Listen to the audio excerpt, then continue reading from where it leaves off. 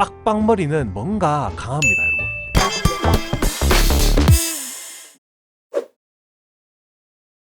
오늘 주제는 애니어그램의 기원과 접근법이라는 주제로 여러분들에게 심리학 강연 시간 되도록 준비해봤습니다.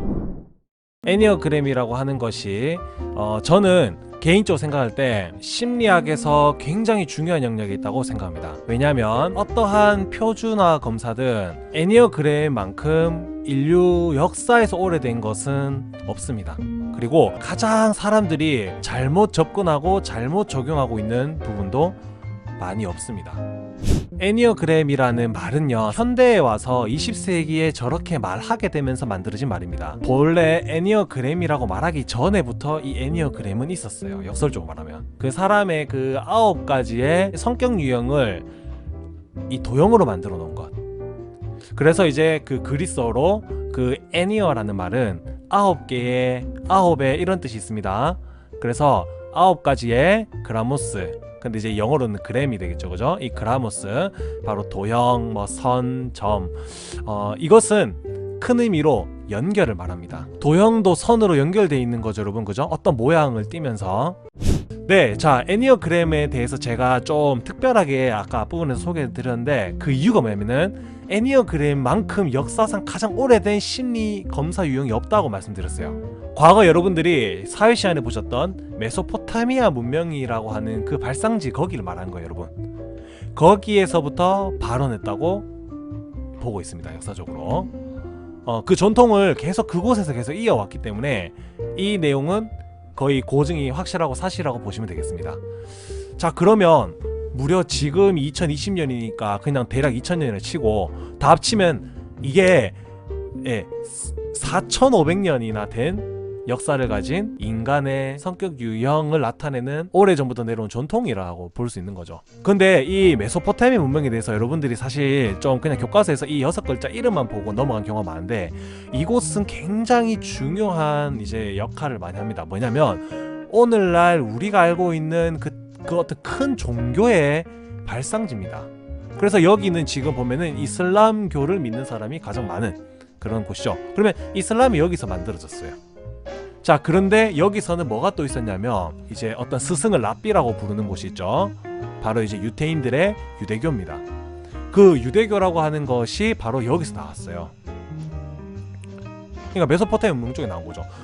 이 상당히 정신적이고 종교적인 것을 많이 배출한 문명 중에 하나라고 보셔야 됩니다. 자, 그리고 또 뭐가 있습니까? 당연히 여기서 뭐가 나왔다고 봐야 돼요? 기독교가 나왔다고 봐야 됩니다. 왜냐면 기독교에서 성지라고 하면 뭐를 성지라고 합니까, 여러분? 예루살렘이라고 하는 곳이 어쩌면 굉장히 많은 종교의 성지로 불리지 않습니까, 저곳이, 그죠? 그런 이제 이 성지가 바로 이 메소포타미아 문명의 그 가운데 있는 곳입니다. 예루살렘이라고 하는 것에서 오른쪽 좀만 더 가보시면 여러분 6글자짜리 이름이 또 있어요. 자, 여기 보시면 제일 오른쪽에 페르세폴리스라고 적힌 게 여러분들 보이십니까? 우리 페르시아는 역사적으로 상당히 사실 굉장한 강대국 중에 하나였습니다. 자, 그런 이 나라도 여기에 뭐 있어요? 포함이 돼 있어요. 옛날에 우리가 오리엔트 문명이라는 말 들어보셨습니까? 이게 바로 동양을 의미하는 말이거든요. 오늘날도 그 의미를 그대로 갖고 있죠. 그래서 이 애니어그램은 여러분 서양에서 만든 게 아니라 동양에 있는 것으로 봐야 됩니다. 동양에서 고대 동양의 그 지혜와, 그리고 아까 말했던 것처럼 그 이제 종교적인 발상지죠. 이곳이 바로 인간의 그 영성, 바로 그 영적 수양을 위해서 그것을 극히 비밀스럽게 그 스승이 수제자에게 구전해서 이것을 전해져 내려왔다고 합니다. 왜 비밀이었냐? 이유가 있습니다. 뭐냐면은 이것이 영성의 수양, 영적 수양이라고 말할 수 있죠. 종교에서 말하는 지극히 그 좀 약간 높은 단계에 오르는 어떤 그런 정신적이고 영적인 수양에 그 바탕되는 내용이었기 때문에 그것을 받을 만한 사람은 굉장히 뭐하다, 이 어떤 정신적이거나 종교적인 어떤 지도자여야 된다, 이제 이런 인식이 그들에게 있었던 것 같습니다. 그리고 두 번째가 이것을 영적인 신비주의로 봤습니다. 인간의 신비롭고 그 오묘한 어떤 그 큰 에너지 흐름과 이치로 본 거죠. 그렇기 때문에 이것은 뭐예요? 함부로 다루어서도 함부로 접할 수도 없는 것이었던 거죠. 그래서 이것을 이제 그 최근에 이제 종교적인 곳에서 찾아보는 그 개념으로 본다면은 이슬람교에 수피즘이라는 수피파가 있습니다, 여러분. 이 오늘날의 그 형태가 아니라 이 고전의 그 애니어그램 형태로 계속 이어왔었던 겁니다. 그런데 그것을 이제 뒤에 가서 우리가 말할 그 한 사람이 그 수피파에서 비밀리 구전되어 오는 애니어그램을 만나게 됩니다. 자, 이 사람은 러시아 사람인데요. 이 19세기에 태어난 이 구르지에프라는 사람은 이 인간에 대한 이해를 굉장히 하고 싶어 했어요. 이 사람을 이제 신비주의자라고 좀 부릅니다. 왜냐면은 이 애니어그램에 대해서 굉장히 오묘하고 깊게 성찰하고 이것을 오늘날 현대 과학으로까지의 중간에 이 통로 역할을 했다 할까요? 빡빡머리는 뭔가 강합니다, 여러분. 우리 보면은 어떤 만화나 어떤 영화에 보면은 일단 대머리 좀 강하죠, 세죠, 그죠? 그래서 굉장히 남들이 걷지 않은 굉장한 어떤 나름의 독특한 길을 답보합니다. 구르지에프라는 사람은 이제 이 애니어그램을 이 영성 수양, 그러니까 어떤 사제들과 수도자들의 뭐랄까 영적인 활동으로 이것을 이제 대중에게 알리는 역할을 했었던 거예요. 그것을 우리에게 보여주고 하는 그런 이제 애니어그램의 어떤 형태는 지금 우리가 알고 있는 애니어그램 형태로까지의 발전으로는 상당히 또 뭐냐면 거리가 있어요. 자, 그리고 여러분 화살표가 옆으로 가서 누가 있냐면 무천도사 아시죠? 그 거북도사, 꼭 그렇게 생겼죠. 근데 참 신기하게도 이분도 어쨌든 머리가 카조라는 사람도 굉장한 애니어그램의 공헌자 중 하나입니다. 오늘날에 우리가 알고 있는 이 9가지의 성격 유형의 어떤 정확한 이 윤곽을 지은 사람이라고 생각하시면 되겠습니다. 실질적인 애니어그램을 현대의 약간 의학처럼, 현대의 약간 의학의 형태처럼 누군가를 치료하는 심리치료로 쓰기 시작하게 된 거예요. 이 애니어그램은 비밀리에 구전되어 오면서 그 스승이 수제자에게 전해오면서 뭐 해왔던 거예요? 이 종교적인 영성 수행의 그 하나의 형태로, 하나의 수도의 행인 거죠. 수도 행위. 그 이제 도를 닦는다는 것처럼, 그죠? 그러니까 그런 이제 입장으로 이것이 이제 뭐 되어 왔어요. 계속해서 약 이제 기원전 2500년 전부터 지금까지 유지되어 왔던 거죠, 그죠? 그런데 이제 이거를 오스카이 카조, 게오르기 구르지에프라는 두 사람이 이제 좀 현대에 이제 우리에게 드러나게 하는 가장 큰 두 사람의 공로자라고 보시면 되겠습니다. 여기에 이제 조금 명함 끼운다면 누가 끼냐면 클라우디오 나란조라는 사람이 낍니다. 이 사람이 근데 누구의 영향을 받냐면 이 이카조에게 영향을 받습니다. 이 사람이 이것을 뭐 해야 하냐면은 스탠퍼드 대학교를 가져가요. 그래서 스탠퍼드 대학교에서 이 애니어그램이 이제 미국의 이 정신과 이 정신의학과 쪽에 이게 더 널리 알려지고 이 대중의 관심을 사로잡는 역할을 하게 된 겁니다. 이 구르지에프란 신비주의 철학자와 그리고 이카조라는 이 어떤 이제 심리학자가 자기들의 나름대로 방식으로 정립하고 있을 때 이것을 이제 미국에서 대유행시킨 사람이 누군 거예요? 클라우디오 나란조라는 사람입니다. 그래서 이 나란조라는 사람이 미국에 가서 이제 그걸 알려준 후, 여러분 이 밑에 보시면은 돈 리처드 리소라는 사람이, 이 사람은 좀 보면은 좀 뭔가 느긋하죠, 좀 사람이 먼저 생긴 게, 그죠? 자, 이 리소라는 사람이 이제 그 뒤에 마지막 조금 약간 이 공헌을 합니다. 뭐 어떤 공헌을 하냐? 애니어그램이 이제 이렇게 전 세계적으로 많은 과학자들과 많은 심리학자들, 그리고 이제 정신학 박사들, 이렇게 이제 그 의학자들에게 인정을 받게 되는 그 과정에 이 사람이 도표 그리고 검사지, 이거를 처음으로 이제 그렇게 정립하게 됩니다. 오늘날 우리가 알고 있는 좀 과학적이고 체계화된 그런 이제 검사지로 나온 그 애니어그램은 나란조와 리소의 공이 좀 크다고 보는 편이 좋겠습니다. 네. 자, 현재 애니어그램이 가장 보급된 나라는 바로 이제 그 미국이죠. 아주 우리가 아는 그 세계적이고 유명한 대기업에서도 이제 이 애니어그램을 토대로 인사 운영을 하고 있습니다, 여러분. 두 기업이 어떤 기업인지 한번 같이 볼까요? 자, 먼저 우리 제네럴 모터즈는 사실 우리나라에서는 쉐보레로 유명합니다. 그리고 또 어디? AT&T, 이게 대표적인 두 대기업인 거죠. 오늘날 통신 회사가 어쩌면 통신업계에 일하시는 분들은 AT&T라는 기업이 큰 기업이라는 거 알고 계실 겁니다. 우리 어떤 인재를 모집해야 되는지 이런 거에 대한 전반적인 인사 전체에 적용을 한다는 얘기입니다. 네, 맞아요. 지금 우리 방금 말씀하신 분처럼 우리 적재적소에 필요한 사람을 뽑기 위한 그런 모습으로 애니어그램을 오늘날 어쩌면 미국만이 아니라 우리나라에서도 그렇게 적용하고 또 이제 그것을 쓰고 있는, 그리고 여러분 이건 여담인데요. 애니어그램이 어디서도 또 활용이 되고 있냐면 많은 시나리오와 영화와 드라마와 만화의 작가들이 애니어그램을 굉장히 애용합니다. 자, 대한민국에선 그럼 어떻게 애니어그램이 이렇게 정착했을까요? 여러분 1984년에 박인재라는 분이 처음으로 구르지에프의 위대한 만남이라는 그의 애니어그램을 가지고 적은 저서를 번역해서 출간하게 됩니다. 윤은성 교수님이 그 한국 애니어그램 학회를 창설하게 됩니다. 그래서 이제 이게 대중들에게 좀 더 뭐 하게 된 거냐, 좀 더 이 공개적이고 대중들에게 어떤 그런 심리 검사지로 좀 더 이제 인식이 되게 되는, 또 한국 사람들도 애니어그램이 뭐야라고 좀 어디선가 들어볼 법한 그런 이제 형태로 이제 우리에게 전달되게 됐습니다. 자, 그런데 이 애니어그램 변천사를 저는 한번 여러분들 좀 뼈아프게 찌어보려고 합니다.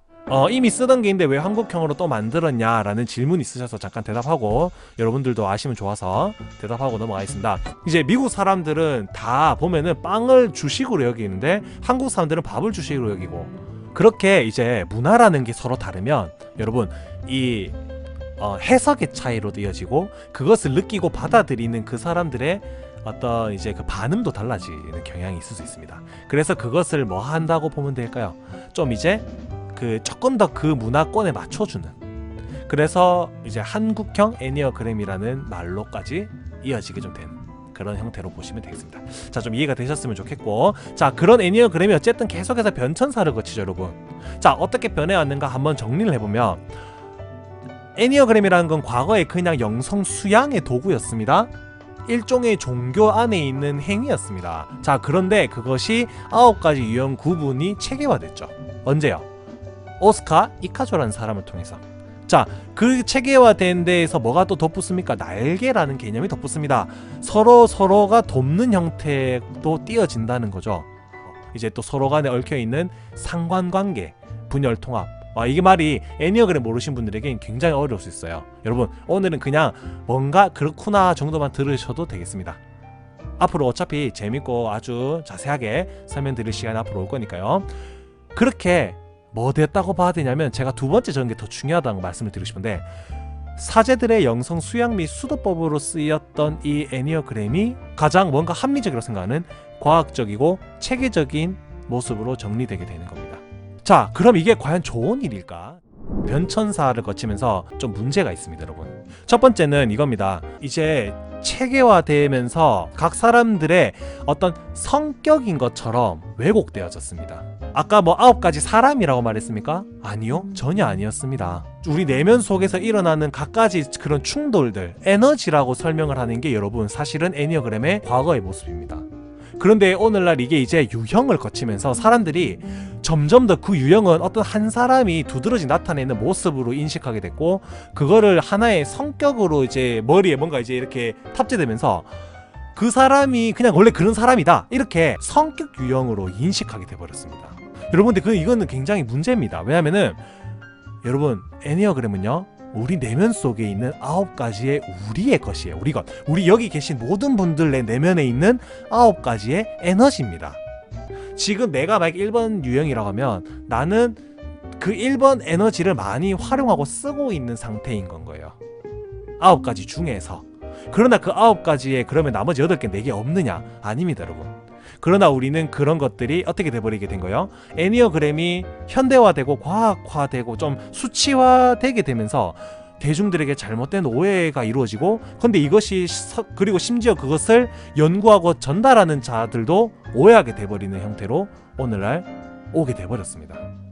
그래서 이게 이제 유형 체계화한다는 것이 도리어 본질을 변질시켜버린 거예요 여러분. 구르지에프는 자신이 뭐 했대요? 깨달은 우주의 법칙이라고 했습니다. 여러분 여기서 자신이 깨달은 우주의 법칙이라고 하는 이 내용이 옆에 가서면은 인간의 조화로운 발달을 위한 연구소라고 첫 줄에 빨간 줄로 끄여져 있죠 여러분. 여러분 이 말에 담겨있는 의미가 뭔지 혹시 아시겠습니까? 여러분 이 말에는요 제가 아까 말씀드린 내용이 포함되어 있습니다. 9가지의 유형은 9가지 종류의 사람이 있는 게 아니고요, 한 사람 내면의 속에 있는 서로 조화를 이루어야 될 에너지들인 거예요. 그래서 이게 균형이 맞춰져야 되는 겁니다 여러분. 이 애니어그램을 우리가 올바르게 사용하고 올바르게 우리가 이제 이것을 접목하고 접근한다면 자기를 수양하는데 이걸 올바로 쓰는 그 본래의 기능으로 돌아가야 되지 않을까요? 과거에는 비밀스러워져서 그것을 어쩌면 굉장히 귀한 것으로 여겼기 때문에 그럴 것 같습니다. 그리고 잘못 이해하고 응용하면 안 되기 때문이었을 거라고 저는 생각을 합니다. 그러나 그것이 이제 어쨌든 대중에게 알려졌고 그런 이제 정신과 박사들 그리고 심리학도 인정한 내용이 되었습니다. 오늘날 애니어그램이. 그렇다면 다시 돌아가서 우리는 애니어그램의 본연의 모습, 그 본질을 좀 빨리 회복을 해야 되지 않을까. 저 헨슨기리는 그걸 말씀드리고 싶습니다, 여러분. 자, 그렇게 변질된 모습으로 고착되고 왜곡되어 버린 애니어그램은 본연의 자아성찰적 영성 수양의 성격은 소실되어 버린 겁니다. 그리고 세 번째, 내면의 9가지 에너지에는 당연히 좋아하는 실패하게 됩니다. 왜냐면 나는 1번이야, 나는 7번이야, 나는 지금 분열인가, 나는 통합인가. 자, 여기에 대해서 애니어그램을 1도 모르시는 분들은 저희 다음 강연들을 꼭 오십시오. 나는 이쪽 날개에 도움을 받고 있나? 저쪽 날개에 도움을 받고 있나? 나의 지금의 그 흐름을 잃는 쪽으로 그것을 보느냐? 아니면은 난 지금 그런 사람이네? 아, 난 그런 사람이구나 라고 보는 것은 완전히 다른 문제인 겁니다, 여러분. 그러니까 에너지는 조화는 이미 실패되었고 한 에너지, 두 에너지, 세 에너지가 완전히 뭐 해버리겠습니까, 여러분? 장악하게 돼버리는 우리의 내면이 되어버리게 된 겁니다. 그러니까 우리는 뭐를 겪습니까, 여러분? 달라지려고 검사를 받는데, 달라지려고 심리학을 알아가는데 우리는 성장하지 못하고 변화하지 못하게 되는 거예요. 결국 나는 몇 번 유형의 날개의 몇 번 유형, 그 쳇바퀴만 마치 햄스터처럼 그 통안을 돌아다니면서 계속해서 돌고 있는 거예요. 지금 우리가 힘들고 우리가 어쩌면 많은 사람들이 지금 코로나 때문에 뭐 경제적으로 그리고 내면적으로 심리적으로 어렵다라는 호소를 많이 합니다. 여러분, 그러나 그것을 우리가 극복할 수 있는 힘은 우리에게 없을까요? 자신을 지키는 힘은 오로지 자신에게 있음을 여러분들이 꼭 아셨으면 좋겠습니다. 여러분, 애니어그램은 이 모든 걸 우리에게 지금 일깨워주는 도구인 거예요. 저는 여러분들이 만약에 금전적으로 힘들다고 제가 여러분들한테 가서 뭐 갑자기 어느 날 뭐 주머니에서 1억을 꺼내서 드릴 돈도 없고요. 저는 여러분들이 참 각가지 그 각 사람들과의 얽힌 문제 있잖아요. 뭐 연인, 뭐 부모님, 형제, 뭐 그리고 어떤 직장에서의 대인관계 직접 해결해 드릴 수 없습니다, 여러분. 그럼 이 시간 의미가 없는 걸까요? 아니요, 여러분. 이 시간은 정말 나를 발견하고 나를 찾아가는 것만으로도 엄청난 의미가 있고 가장 중요한 의미가 있다고 말씀드리고 싶습니다, 여러분. 이 세계, 이 어떤 세상, 이게 나에게 어떤 의미로 내가 또 어떻게 작용할지를 우리가 뭐 하자는 거예요? 컨트롤 해내자는 겁니다, 여러분. 애니어그램이라는 것을 사실 여러분 종교적으로 보지 않게 하려고 이 앞서 제가 말씀드린 이 사람들이 사실 되게 노력했어요, 여러분. 그러니까 이게 잘못된 어떤 방향으로 흘러갔다고 해서 이 사람들의 노력 자체가 잘못됐다고까지 말하기는 되게 어렵습니다, 여러분. 이분들은 우리에게 이 애니어그램에 있는 좀 종교적 성격을 좀 벗겨보고 이 오명과 이 뭐랄까요, 이 편견을 벗어버리게 하려고 노력한 사람들인 겁니다. 그러나 이제 그것이 좀 본질을 상하게 했죠. 그러니까 우리는 뭐 해야 돼요? 가장 아름답고 가장 조화롭게 그것을 우리가 실천하고 내 삶의 결과물로 만들어낼 수 있는 그런 우리가 될 수 있다는 것 여러분들에게 가능하다고 말씀드리기 위해서 이 강연을 준비한 겁니다, 여러분. 자, 이제 한 가지 좀 좋은 내용이 있어서 같이 좀 읽어볼게요. 애니어그램의 이 목적, 저는 교육이란 말 떼고요, 그냥 목적이라 말씀드리고 있습니다. 애니어그램을 배우는 사람은 자신의 성격 유형에 집착하게 된다. 애니어그램의 유형을 알고서 자기의 행동을 정당화하거나 성격 특성이 더 고정되도록 하는 것은 애니어그램을 뭐 하는 것이라고 합니까? 잘못 사용하는 것이다 라고 말하고 있습니다.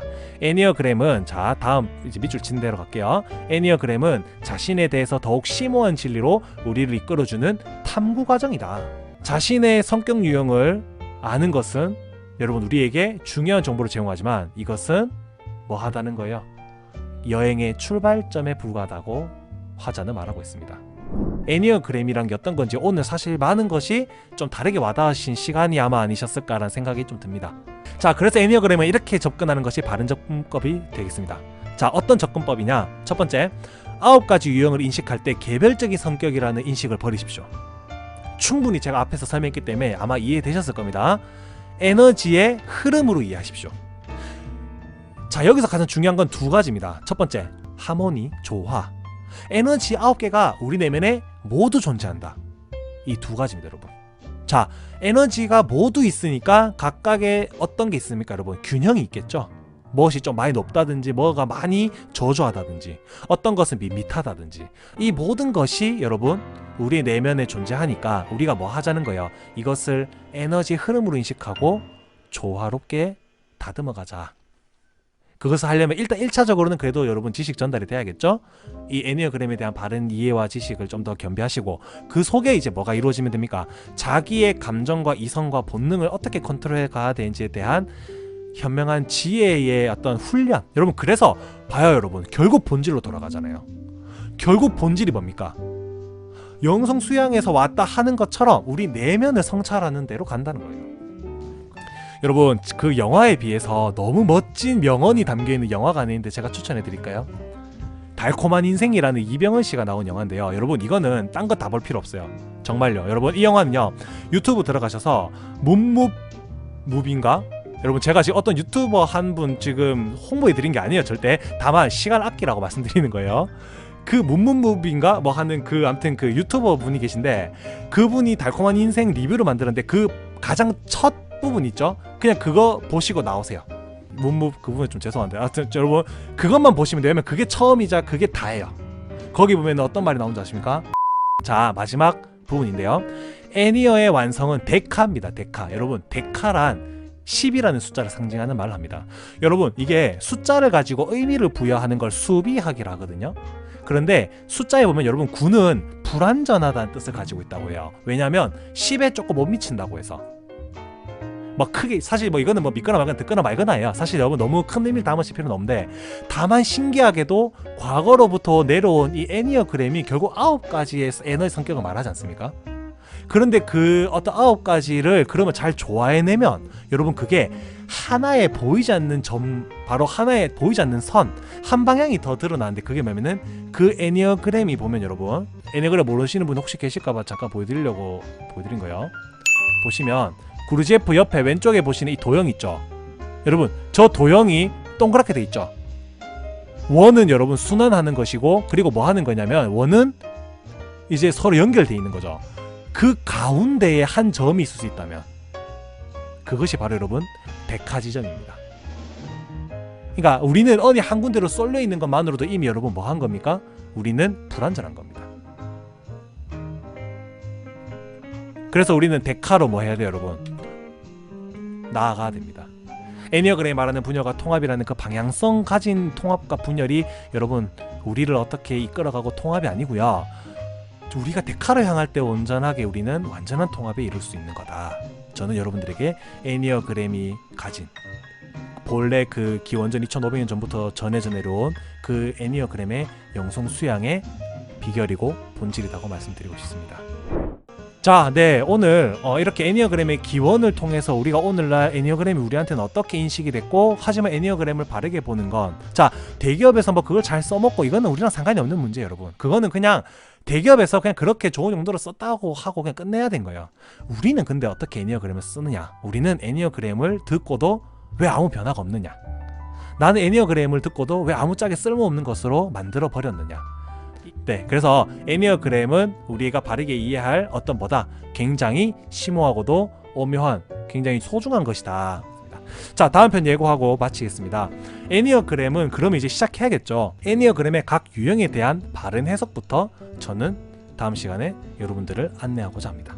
이제 저는 이제 재밌었는데 여러분들에게 재밌었을지는 다음에 여러분들이 또 다시 시간 와주셔서 여러분들의 그 채팅과 여러분들의 그 또 네이버 카페의 후기글 그런 글로 여러분들이 좀 알려주시면 좋겠어요. 여러분 방송은 소통하면서 해야 되는 겁니다.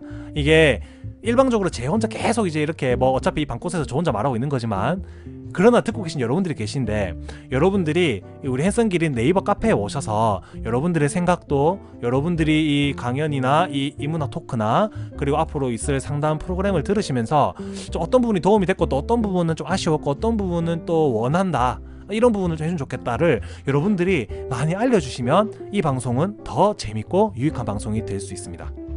여러분들 저는 그것을 좀 부탁드립니다. 그냥 트위치 팔로우만 찍고 가지 마시고 네, 네이버 카페 오셔가지고 오늘 들은 이 좀 강연을 떠올리시면서 또 궁금한 거 있으시면 다음 시간에는 제가 이 화면에 Q&A 시간도 올려 놓을까 합니다.